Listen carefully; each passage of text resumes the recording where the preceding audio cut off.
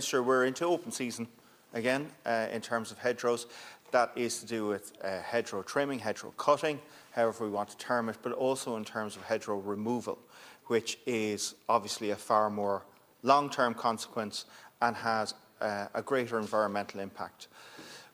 During the close season, we had the Department of Agriculture was engaged in a review of the environmental impact screening thresholds, essentially how much hedge it is that you're allowed to remove without applying for an environmental impact screening assessment. That currently stands at 500 metres. That means that a farmer, as it currently stands, is allowed to remove up to a half a kilometre of hedgerow without implying any environmental impact at all. Now, removing of hedgerows has an environmental impact, has a huge environmental impact, and has a huge heritage impact. We know that our hedgerows discharge many functions within the Irish landscape.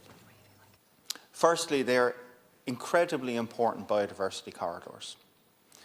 Our bird species in particular are hugely dependent on the berries and fruits that are produced, particularly at this time of year. Obviously, our insect species and our pollinators, if you think of those beautiful white thorn hedges that we see in the springtime, hugely important for that. And of course, our insect life supports so much else in the food web, be it that the bird life, tracking through into the mammals that use these hedgerows as really wildlife corridors that crisscross the entirety of our landscape. They have an important role in terms of carbon sequestration. Unfortunately, Ireland remains one of the lowest countries in Europe in terms of forest cover. There's all sorts of historical reasons for that. There's reasons of colonisation. That isn't important in this conversation in the sense of we are where we find ourselves. But our hedgerows, for that reason, are all the more important. They really are the extant tree cover that we have left remaining in our landscape, and for that reason they play a very important role in terms of carbon sequestration. Another role that they discharge is around the retention of water within our landscape. As we remove more and more of these natural features, and as our weather changes, we are increasingly seeing flooding events. We're coming up on a year of that terrible flooding that we had in East Cork and in West Waterford in my own constituency. Hedgerows within a landscape prevent water from travelling across the landscape. They prevent flooding. Now, we are particular in allowing quite so much removal without that environmental impact assessment. In Wales, I understand it's closer to 20 metres. In my own piece of private members' business, which is past first stage in this House, I talk about reducing it to a much less level without that environmental impact assessment. That's not to be oblivious to the needs of modern farming. I understand the tillage sector, for example, needs larger spaces. But if hedgerow is to be removed, an appropriate environmental impact assessment must be performed to show whether that is or isn't appropriate. Minister, the Department of Agriculture has had a long time to conclude this review. I don't have sight of the results of this review, and I worry that we're waiting until the Greens are no longer in government before we proceed on this review.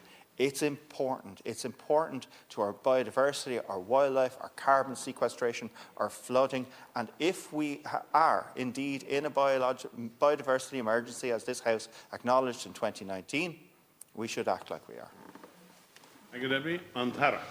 Ragad Gaelic, agus buchas in Teachta Casi, as an overthovig Shaw. I'm taking this on behalf of Minister McConalogue. Mr McConalogue believes that hedgerows are a significant component of the Irish landscape.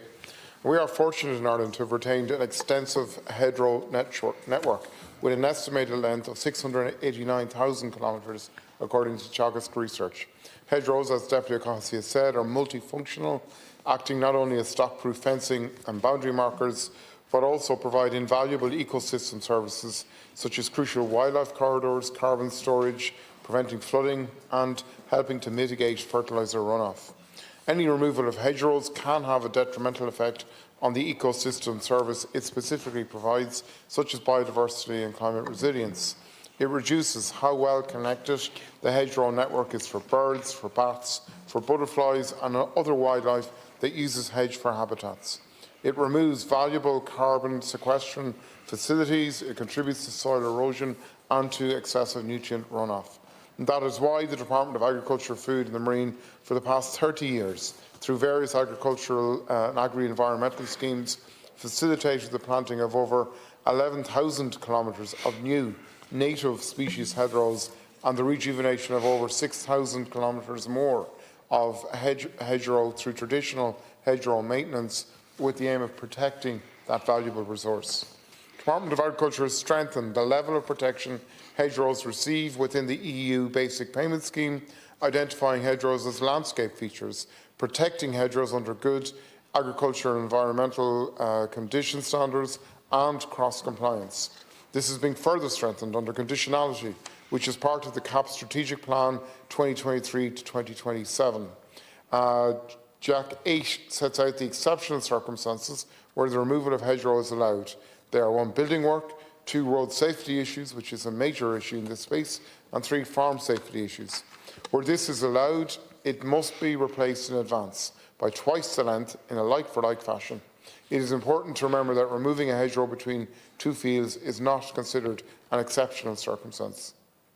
The new voluntary eco scheme also aims to reward farmers for undertaking actions benefiting the climate, the environment, water quality and biodiversity, which includes the planting of hedgerows or trees on their farm.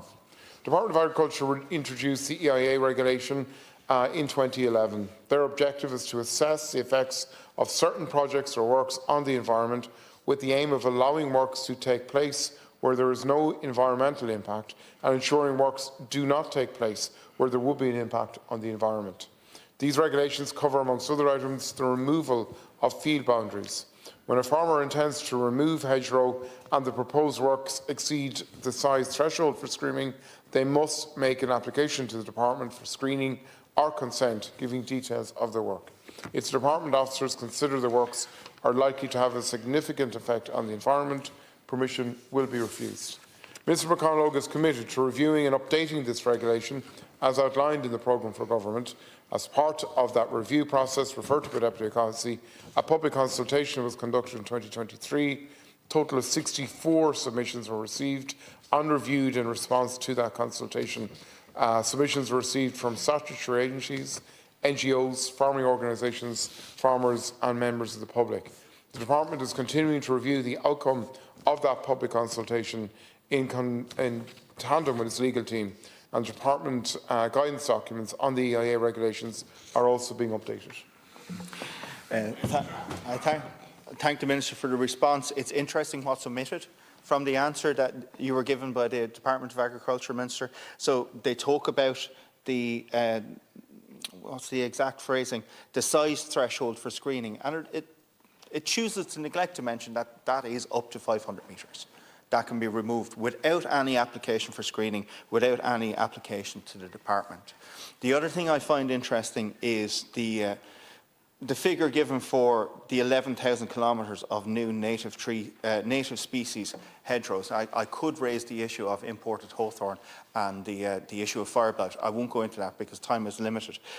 But what the Minister knows is a new hedgerow is not nearly as rich in all sorts of ways around those ecosystem services that you referenced, Minister. A new hedgerow is nowhere near as rich or as valuable as an ancient hedgerow. So what we're often getting here is large tracts of ancient hedgerow being removed from the landscape and being replaced by whips. And that is not like for like. It simply does not discharge the same function within the landscape. The other thing that's interesting in the answer is that I am not given any timeline at all for when this review is to be completed. Now, this public consultation, as the Minister detailed in his answer, was conducted in 2023. We're now in October of 2024, and I don't think it's credible that the Department concluded that consultation in 2023 and has sat on it for over a year. I don't believe that a review of a public consultation by a legal team takes over 12 months to complete. And so, Minister, I'm very worried. We are removing something that is incredibly valuable in all sorts of respects from our landscape. We simply do not have the strictness in terms of our screening and the thresholds that are in place to stop that happening. And I would like to see this review concluded, and I would like to be able to see what the new screening thresholds are going to be, and I'd like that to happen before the end of this government.